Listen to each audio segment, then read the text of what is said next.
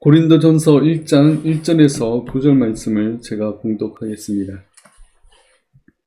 하나님의 뜻을 따라 그리스도 예수의 사도로 부르심을 받은 바울과 형제 소스데네는 고린도에 있는 하나님의 교회 곧 그리스도 예수 안에서 거룩하여지고 성도라 부르심을 받은 자들과 또 각처에서 우리 주 곧 그들과 우리 주 대신 예수 그리스도의 이름을 부르는 모든 자들에게 하나님 우리 아버지와 주 예수 그리스도로부터 은혜와 평강이 있기를 원하노라.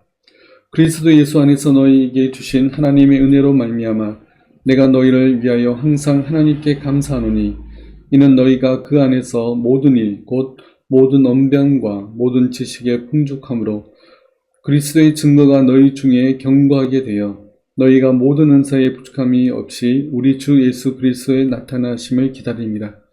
주께서 너희를 우리 주 예수 그리스도의 날에 책망할 것이 없는 자로 끝까지 견고하게 하시리라. 너희를 불러 그의 아들 예수 그리스도 우리 주와 더불어 교제하게 하시는 하나님은 미쁘시도다. 아멘. 고린도 교회에 보내는 편지라는 제목으로 우리 함께 말씀을 살펴보겠습니다. 이제 2025년 새해가 밝았습니다. 새해를 시작하면서 우리 고린도전서 말씀들을 함께 살펴보기를 원합니다. 이 말씀은 교회가 어떻게 해야 되는지에 대해서 잘 설명하고 있습니다. 그래서 이 말씀들을 보면서 각 교회들도 어떤 마음과 태도로 교회에서 생활하고 또 우리가 어떻게 교회에서 섬겨야 되는지를 함께 살펴보기를 원합니다. 바울은 이전에 이 고린도 교회에서 사역자로 사역을 했고 지금은 또 선교 여행 중에 있습니다. 바울은 선교 여행하면서 전도도 하고 또 교회도 세우는 그러한 사역들을 꾸준히 해오고 있었습니다. 지금은 이제 에베소에서 교회를 세우고 또 에베소에서 사역하고 있는 그런 상황 가운데 편지 한 통을 받게 됩니다. 1장 11절 말씀에 보면 내 형제들아 글로의 지편으로 너희에 대한 말이 내게 들리니 곧 너희 가운데 분쟁이 있다는 것이라. 글로이를 통해서 받은 편지의 내용을 읽고 그에 대한 답장을 쓴 것이 바로 이 고린도 전서입니다. 고린도 교회에는 여러 문제들이 많이 있었습니다. 물론 초기의 교회였고 여러 행정적인 규칙들이 세워지지 않았을 때입니다. 그러나 문제는 행정적인 이러한 문제라기보다는 더 근본적으로 신앙과 관련하여 많은 문제들이 있었습니다. 그러한 문제들에 대해서 이 바울이 이 고린도 교회에 대한 답변이 바로 고린도 전서입니다. 각 문제들에 대해서는 우리가 앞으로 또 자세하게 살펴보게 될 것입니다. 오늘은 이 고린도 전서의 서론을 쓰면서 바울이 이 편지를 쓰는 이유에 대해서 설명하고 있습니다. 그래서 오늘은 이 고린도 전서의 서론에 대해서 살펴보겠습니다. 먼저 1장 1절 말씀을 보겠습니다. 하나님의 뜻을 따라 그리스도 예수의 사도로 부르심을 받은 바울과 형제 소스데네는 이렇게 고린도 전서를 시작하고 있습니다. 바울은 가장 먼저 자신을 소개하기를 하나님의 뜻을 따라 그리스도 예수의 사도로 부르심을 받았다라고 언급합니다. 바울이 이렇게 언급하는 이유는 크게 두 가지 이유가 있습니다. 첫째는 이 편지의 정당성을 확보하는 데 있습니다. 바울은 하나님의 뜻에 따라 사도가 되었기 때문에 또 고린도 교회에서 사역을 한 사역자로서 그들에게 권면을 하고 충고를 할 충분한 자격이 된다고 말을 하고 있는 것입니다. 예를 든다면 어떤 목사님은 교회를 개척하는 은사가 있어서 교회를 개척하고 그 교회를 정착시킨 뒤에 또 다른 지역에 가서 또 교회를 개척하는 중에 있습니다. 그런데 이전에 세웠던 그 교회에서 여러 문제들이 있다고 듣게 되면 또 그 문제들에 대해서 권면하고 또 여러 가지 문제 해결에 대한 방안을 제시해 줄 수 있습니다. 바울이 지금 바로 그런 상황입니다. 바울은 고린도 교회에서 충분히 권면해 줄 그런 자격이 되는 그런 사람이었습니다. 그러나 두 번째 이유가 더 근본적인 이유입니다. 두 번째 이유는 고린도 교회가 바울을 사도로 인정하지 않았기 때문에 그렇습니다. 고린도전서뿐만 아니라 바울이 쓴 대부분의 편지들은 이 서두에 바로 이 그리스도 예수의 사도로 부르심을 받았다는 것을 강조하는 내용들이 거의 다 들어가 있습니다. 갈라디아서를 시작하면서는 이렇게 말씀합니다. 사람들에게서 난 것도 아니요 사람으로 말미암은 것도 아니요 오직 예수 그리스도와 그를 죽은 자 가운데서 살리신 하나님 아버지로 말미암아 사도된 바울은 이 갈라디아서를 통해서 바울의 사도됨을 더 간절하게 이야기를 하고 있습니다. 사람들에게서 난 것도 아니고 사람으로 말미암은 것도 아니다. 오직 하나님 아버지로 말미암아 내가 사도가 되었다라고 강조하고 있습니다. 또 에베소서를 시작하면서는 이렇게 말씀합니다. 하나님의 뜻으로 말미암아 그리스도 예수의 사도된 바울은 에베소에 있는 성도들과 그리스도 예수 안에 있는 신실한 자들에게 편지하노니 라고 이렇게 시작을 하고 있습니다. 에베소서에도 마찬가지로 하나님의 뜻으로 말미암아 사도가 되었다라고 밝히고 있습니다. 바울이 쓴 대부분의 편지는 이러한 서론으로 출발을 하고 있습니다. 사도란 예수님께서 직접 임명한 그런 일꾼들을 말합니다. 그래서 예수님의 12 제자들을 모두 사도라고 부르고 있습니다. 그렇게 예수님 시대 이후에는 사도라는 직분은 모두 사라졌습니다. 그런데 사람들은 바울이 12 사도도 아닌데 왜 자신을 사도라고 말하는지 인정하지 못하겠다고 지금 이야기를 하고 있는 겁니다. 그러나 바울은 길을 가다가 예수님을 직접 만나서 예수님으로부터 지명을 받고 하나님의 교회를 위하여 힘쓰는 그런 일꾼이 됩니다. 원래는 교회를 핍박하던 자였지만 예수님을 만나고 하루아침에 그의 자세가 바뀌어 버렸습니다. 그렇게 바울은 사도로 부르심을 받은 자입니다. 스스로 선택해서 된 것이 아니라 하나님의 뜻에 전적으로 따른 그런 결과입니다. 그리고 바울 이후로도 더 이상 사도라는 직분은 없어지게 됩니다. 예수님의 제자들의 제자들을 속사도라고 부르지만 더 이상의 사도는 부르지 않습니다. 그런데 사람들은 바울을 사도로 인정하지 않았습니다. 이에 대해서 바울은 계속해서 자기의 사도성을 강조하고 있는 것입니다. 그런데 바울의 이 서론들을 보면서 드는 생각은 오늘날 하나님의 뜻으로 말미암아 세움을 받은 그런 일하는 자들이 바로 목회자들인데 오늘날 많은 목회자들이 자신의 이익과 욕심을 추구하는 그런 모습들을 볼 때 안타깝고 답답할 때가 많이 있습니다. 이제 신대원에 가는 입학생들이 굉장히 줄었습니다. 제가 합신에 입학할 때만 해도 정원이 95명이었습니다. 경쟁률도 2대1이 넘었습니다. 그런데 지금은 입학자 수가 30명대입니다. 입학 정원은 한참 미치지도 못합니다. 지금 합신뿐만 아니라 다른 신학교들도 다 마찬가지입니다. 입학생들이 없습니다. 그렇게 신대원들이 그 교수님들 월급 주기에도 힘든 그런 상황에 직면하고 있습니다. 그렇게 한 명이라도 더 많은 입학생을 받기 위해서 노력하고 있습니다. 그러면 소명이 없거나 분명한 의지 없이 입학하려는 학생들을 얼마나 걸러낼 수가 있겠습니까? 경쟁력이 있을 때도 소명 없이 입학한 그런 신학생들이 많이 있었는데 지금은 오죽하겠습니까? 또 지금 교회마다 전도사가 없어서 사역자 구하기가 매우 힘든 그런 상황이 되어졌습니다.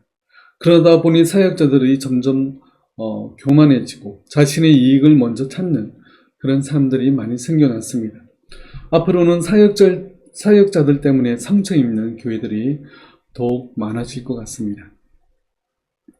앞으로는 저부터 시작해서 모든 목회자들이 소명을 다시금 기억하고 더욱 하나님 앞에서 겸손해야 될 것 같습니다. 하나님의 부르심으로 말미암아 목회자가 되었기에 전적으로 하나님의 영광과 뜻을 위해서 이 사역을 감당해 나가야 됩니다. 내 이익과 필요를 채우는 것이 아니라 교회와 하나님 나라를 위해서 더욱 헌신해 나아가야 됩니다. 바울과 같은 참된 목회자들이 더욱 많이 배출될 수 있도록 앞으로 더욱더 기도해 주시길 바라겠습니다. 오늘 본문 2절 말씀을 보겠습니다. 고린도에 있는 하나님의 교회 곧 그리스도 예수 안에서 거룩하여지고 성도라 부르심을 받은 자들과 또 각처에서 우리의 주 곧 그들과 우리의 주 되신 예수 그리스도의 이름을 부르는 모든 자들에게. 아멘. 바울은 고린도 교회에 편지를 쓰고 있지만 그 고린도 교회에 한정되지 않고 모든 교회의 모든 성도들에게 인사를 하고 있습니다. 이렇게 인사하는 이유는 고린도 교회 역시 더 넓은 그런 시각을 가지게 하기 위함인 것입니다. 대체적으로 교회를 크게 가시적인 교회, 비가시적인 교회, 이렇게 신학적으로는 두 가지 의미로 구분하는데 자세히는 네 가지 의미로 구분합니다. 첫째는 보편적 교회입니다. 이 보편적 교회라는 것은 인류 역사 전체에 걸친 하나님의 백성들을 모두 포함합니다. 과거와 현재 또 앞으로 미래의 모든 하나님의 백성들을 다 포함한 개념이 바로 이 보편적 교회입니다. 이 교회는 가장 포괄적인 그러한 의미입니다. 두 번째는 비가시적 교회입니다.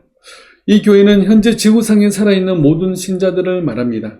아직 교회를 출석하지 않고 신앙에 고백하지 않지만 하나님이 이미 선택한 그러한 사람들과 또한 이제 교회에 출석하고 성도라 부르는 모든 사람들을 포함하는 것이 바로 비가시적 교회입니다.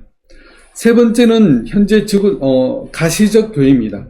가시적 교회라는 것은 현재 지구상에 살아있으면서 신앙을 고백하는 바로 그런 모든 신자들을 포함한 대상을 바로 가시적 교회라고 이야기합니다.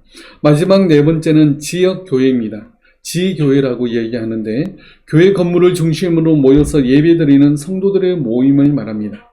오늘날 각각의 교회를 의미하는 것이 바로 지역 교회입니다. 가장 작은 의미에서의 교회의 의미입니다. 교회라고 하면 건물을 말하지 않습니다.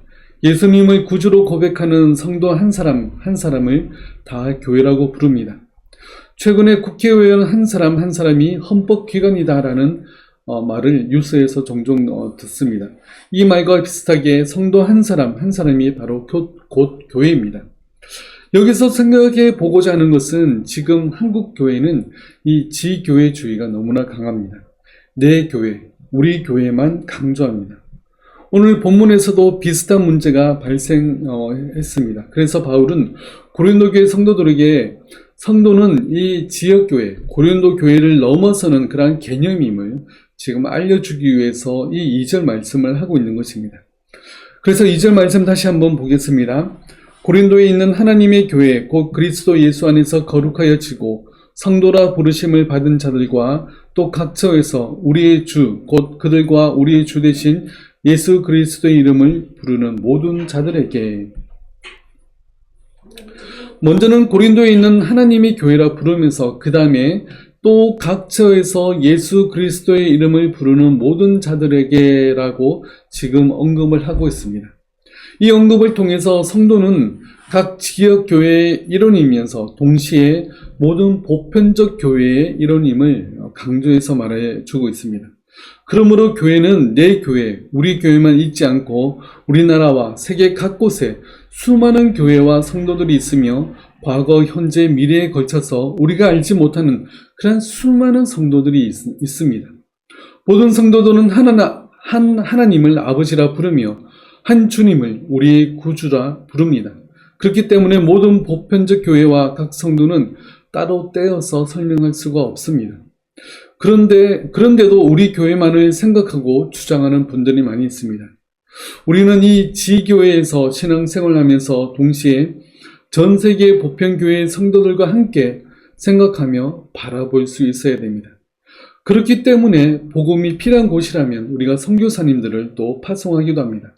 지구 끝까지라도 달려가서 그들에게 복음을 전하며 그리스도의 사랑을 전하는 사람들이 바로 선교사님들입니다. 또 그러한 선교사님을 보내며 그들을 위해서 선교 헌금을 하는 교회가 바로 지교회입니다.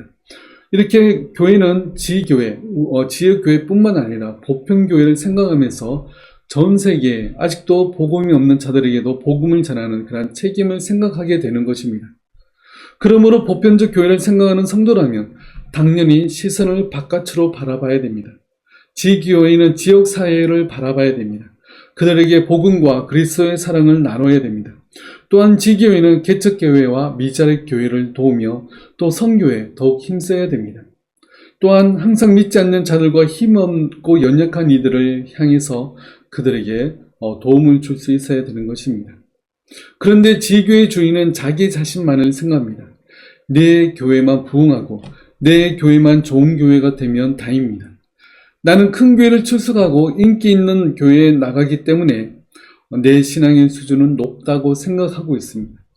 유명한 목사님이 사역하는 교회에 다니기 때문에 자신을 좋은 성도라고 그렇게 말합니다. 그러나 절대 그렇지 않습니다. 아무리 인기 있고 좋은 교회를 다닌다고 내 믿음과 신앙이 자동적으로 좋아지지 않습니다. 또한 우리 교회는 좋은 교회고 이웃 교회는 안 좋은 교회라는 그러한 생각도 우리는 당연히 버려야 됩니다. 우리는 지교회의 이러한 한계를 넘어서야 됩니다. 하나님 나라의 확장을 위해서라면 이웃 교회가 하는 일에 협력하고 도와줄 수 있어야 됩니다. 또한 이웃 교회가 잘하면 우리가 박수치고 칭찬해 줄 수 있어야 됩니다. 또한 죽어가는 이웃 교회를 보면 우리가 잘됐다고 좋아할 것이 아니라 마음 아파하고 그 교회를 다시 살리는 일에 협력하고 도와줄 수 있어야 되는 것입니다. 앞으로는 교회끼리 협력하는 일들이 많이 일어났으면 좋겠습니다. 한 교회에서 할 수 없는 일을 두세 교회가 힘을 합쳐서 연합한다면 충분히 할 수 있는 일들이 많이 있습니다. 그런 열린 마음으로 교회들이 함께 연합하는 일들이 더욱 많이 일어났으면 좋겠습니다. 오늘 2절 말씀을 다시 한 번 더 보겠습니다. 고린도에 있는 하나님의 교회 곧 그리스도 예수 안에서 거룩하여지고 성도라 부르심을 받은 자들과 또 각처에서 우리의 주 곧 그들과 우리의 주 되신 예수 그리스도 이름을 부르는 모든 자들에게 아멘. 여기서 성도라 부르심을 받았다는 표현을 우리가 한번 살펴보고자 합니다. 성도는 그리스도 안에서 거룩하여진 사람을 말합니다. 성도라는 단어 자체가 거룩하게 된 자를 뜻합니다. 그리고 거룩하게 되는 것을 성화라고 부릅니다. 성도의 성화는 과거, 현재, 미래로 나누어 볼 수 있습니다. 여기서 부르심을 받았다는 표현은 지금 과거형으로 쓰여졌습니다. 바로 완료형입니다. 성화의 과거형을 우리는 칭이라고 부릅니다. 하나님이 이미 우리가 태어나기 전부터 하나님의 백성으로 우리를 불러주시고 선택해 주셨습니다. 그래서 우리는 이미 성도가 되었습니다. 성화는 말 그대로의 성화입니다. 이 현재를 살아가면서 성도들이 점점 더 거룩해지고 평생에 걸쳐 성숙해지는 그 모든 과정을 말합니다. 지금도 계속해서 성장하고 자라갑니다. 이것이 바로 성도의 성화입니다. 성화의 미래형은 영화입니다. 이것은 우리 육신의 죽음으로 말미암아 우리의 영혼이 영원한 하나님의 나라에 이르는 것을 말합니다. 이 성화의 과거, 현재, 미래에 대한 설명이 로마서에서 정확하게 표현을 하고 있습니다. 로마서 8장 30절 말씀입니다. 또 미리 정하신 그들을 또한 부르시고 부르신 그들을 또한 의롭다 하시고 의롭다 하신 그들을 또한 영원롭게 하셨느니라. 아멘. 우리 입장에서 미래는 아직 일어나지 않은 일이지만 하나님의 시선에서는 이미 완료된 과거형입니다. 그래서 우리의 영혼은 이미 완성되었습니다. 그래서 영원롭게 하셨다고 지금 과거형을 사용합니다. 하나님은 우리를 성도로 부르셨다면 우리의 영혼은 확실합니다. 우리는 이미 완성된 성화를 확신하며 우리가 현재 이 땅에서 성화의 과정을 살아갑니다. 그러나 우리 입장에서는 이미 성도가 되었지만 아직 완성된 성도가 아닙니다. 그래서 이미와 아직 사이에서 살아가는 자들이 현재의 우리들입니다. 하나님은 우리를 거룩한 백성으로 부르셨습니다. 내가 거룩하니 너희도 거룩하라 라고 말씀하십니다. 그렇다면 올 한 해 우리는 스스로도 더욱 거룩한 하나님의 백성이 되고자 우리는 힘써야 됩니다. 더욱 하나님을 알고자 힘쓰고 말씀을 가까이 하며 그 말씀을 묵상하고 또 말씀의 뜻대로 살기를 우리는 힘써야 됩니다. 이것은 우리가 이 땅에 살면서 평생에 걸쳐서 힘써야 될 일입니다. 작년에 못했다면 올해는 조금 더 우리가 힘써서 이 말씀을 가까이 해야 됩니다. 올해 시작을 하나님 앞에 다짐하고 우리가 약속한 것이 있다면 우리가 힘써 그것을 실천해 나가시기 바랍니다. 올해는 더욱 하나님께 가까이 나아가며 말씀을 가까이 하고 하나님이 기뻐하시는 일들을 감당하는 하나님의 백성들이 다 되시길 바랍니다. 그래서 더욱 우리의 성화를 완성형으로 만들어가는 올 한 해가 되는 저와 여러분들 다 되시길 바라겠습니다. 오늘 본문 7절 말씀을 보겠습니다. 너희가 모든 은사에 부족함이 없이 우리 주 예수 그리스도의 나타나심을 기다립니다. 아멘. 성도는 모든 은사에 부족함이 없다라고 먼저 말씀합니다. 물론 자신의 은사를 잘 발견하지 못하는 이들도 있을 수 있습니다. 그러나 하나님은 우리에게 이미 은사를 주셨습니다. 그렇다면 우리는 이 은사들을 적극적으로 사용해야 됩니다. 내가 가진 은사들이 어떤 것들이 있는지를 우리가 잘 파악하고 잘 찾아보고 또 그 은사들을 잘 사용해야 됩니다. 그리고 이 은사라는 것은 나를 위해 사용되어지는 것이 아니라 교회를 위해서 그리고 하나님의 백성을 위해서 사용되어져야 됩니다. 내 욕심을 채우고 인기를 얻기 위해서 사용되는 것이 절대 아닙니다. 교회를 온전히 세우고 옆에 다른 성도들을 잘 도와주기 위해서 우리의 은사들이 사용되어져야 됩니다. 그러기 위해서 하나님이 우리에게 이러한 은사들을 주셨습니다. 우리는 미성숙합니다. 우리 스스로를 보더라도 우리는 연약하고 나약합니다. 그러나 하나님은 완전하시며 신실하십니다. 우리의 연약함을 들어서 사용하실 신실하실 하나님을 바라보면서 우리는 이 은사들을 적극적으로 사용해야 됩니다. 빌립보서 1장 6절에서 이렇게 말씀합니다. 너희 안에서 착한 일을 시작하신 이가 그리스도 예수의 날까지 이루실 줄을 우리는 확신하노라. 우리 안에서 착한 일, 곧 하나님이 기뻐하시는 거룩하며 의로운 일을 하나님이 우리 안에서 시작하셨습니다. 내가 아니라 하나님이 시작하셨습니다. 하나님께서 우리 안에 시작하신 그 의로운 일은 종말의 때까지 계속해서 끝까지 이루어질 텐데 그것 역시 내 힘으로 하는 것이 아니라 하나님이 만들어 가시며 이루어 가신다는 사실입니다. 그러면 우리가 은사를 사용할 때 하나님의 의로우심과 신실하심을 바라보며 우리는 두려움 없이 이 은사들을 사용해야 됩니다. 하나님이 시작하셨고 하나님이 온전히 이루실 것입니다. 그렇다면 우리는 하나님만 신뢰하며 나아가야 됩니다. 그러므로 우리가 그저 주일 예배만 드리고 나는 별로 은사가 없어, 나는 교회를 위해서 할 일이 없어 라고 생각하고 집으로 그냥 돌아오는 것으로 우리의 신앙생활을 다했다고 우리는 생각해서는 안 됩니다. 내가 교회를 위해서 또 내가 이웃의 옆에 있는 다른 성도들을 위해서 할 수 있는 일이 무엇인지 생각해보고 또 우리가 시간과 물질을 사용해서 이 은사를 적극적으로 사용해야 하도록 우리는 힘써야 됩니다. 물론 교회도 성도들이 은사를 잘 사용할 수 있는 그런 환경을 만들고 또 격려하고 도와줄 수 있어야 되는 것입니다. 우리에게 모든 은사를 주신 하나님을 바라보면서 적극적으로 내가 받은 은사가 무엇인지 발견하고 그 은사를 충분히 발휘할 수 있는 우리 모두가 되시길 바라겠습니다. 마지막으로 8절 말씀을 보겠습니다. 주께서 너희를 우리 주 예수 그리스도의 날에 책망할 것이 없는 자로 끝까지 경고하게 하시리라. 아멘. 우리를 종말의 때까지 붙드시며 인도하시는 분은 바로 우리의 주님이십니다. 우리를 책망할 것이 없는, 그러니까 온전하며 거룩하며 완전한 자로 만들어 가시는 분은 우리가 아니라 바로 우리의 주님이십니다. 나는 약하지만 하나님은 강하십니다. 나는 부족하지만 하나님은 부족함이 없으신 분이십니다. 그 하나님께서 나를 더욱 강하게 또한 부족함이 없으며 책망할 것이 없는 자로 만들어 가십니다. 그렇다는 것은 우리가 하나님의 자녀가 되었고 예수 그리스도를 믿는 자가 되었다는 것은 성령님께서 우리 안에 거하시면서 우리를 변화시켜 나가신다는 사실입니다. 내가 점점 더 변화되어져 가고 있는 우리 자인지를, 우리 자신을 돌아봅시다. 작년에는 우리가 이러한 변화가 별로 없었다면 올해는 더욱 변화되어 하나님께 영광을 돌리는 자가 되기 위해서 힘쓰는 우리 모두가 되길 바라겠습니다. 우리의 온 힘과 지혜와 노력을 기울여서 하나님의 사람이 되도록 다 힘쓰는 우리들 되길 바라겠습니다. 그럴 때 성령님께서 우리를 더욱 변화시켜 나가실 것입니다. 하나님이 함께 하시고 도우실 때 우리는 충분히 변화되어지고 성장할 수 있습니다. 또한 부족하고 연약해 보이는 내 옆의 성도들을 온전하게 만들어 가시는 분 역시 우리의 주님이십니다. 내 주의 성도들이 연약하고 나약해 보인다고 믿음이 없다고 우리가 무시할 것이 아니라 그들이 다 더 잘 성장할 수 있도록 우리는 도와야 됩니다. 그것이 우리의 역할인 것입니다.